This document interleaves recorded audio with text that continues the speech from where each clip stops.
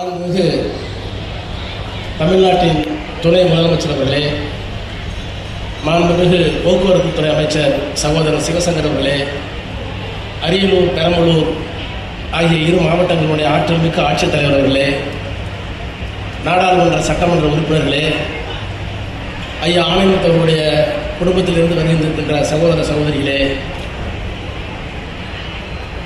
பயனாளிகளே, பெரியோர்களே, தாய்மார்களே, பத்திரிகையாளர்களே, அனைவருக்கும் வணக்கம். எனக்கு முன்னால் உரையாற்றிய சட்டப்பேரவை உறுப்பினர் அருமை சகோதரர் ஆலூர் நவாஸ் அவர்கள் ஐயாவினுடைய புகழை இங்கே விளக்கமாக பேசியிருக்கிறார்கள்.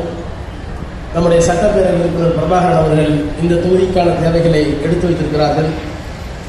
நாடாளுமன்ற உறுப்பினர் அருண் நேரு அவர்கள் திருச்சியில் நடைபெற்ற அந்த கூட்டத்திற்கும் இந்த கூட்டத்திற்கும் இருக்கின்ற தத்துவ வேறுபாட்டை விலக்கி பேசியிருக்கிறார்கள்.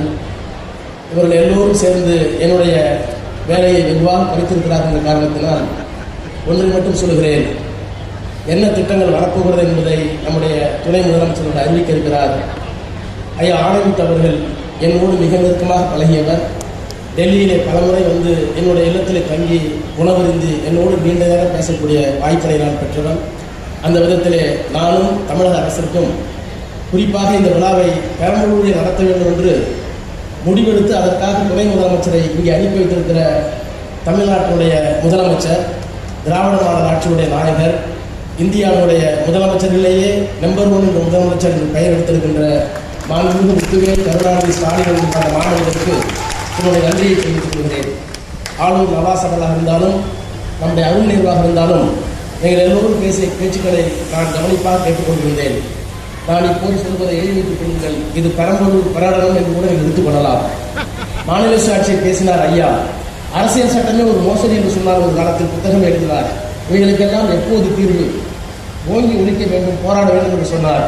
போராடுவதற்கு மட்டுமல்ல, எழுதி வைத்துக் கொள்ளுங்கள். இதுவரை முதலமைச்சர் சொல்வதெல்லாம் நாங்கள் டெல்லிக்கு அவுட் ஆஃப் கண்ட்ரோல் என்று சொல்லுவார்.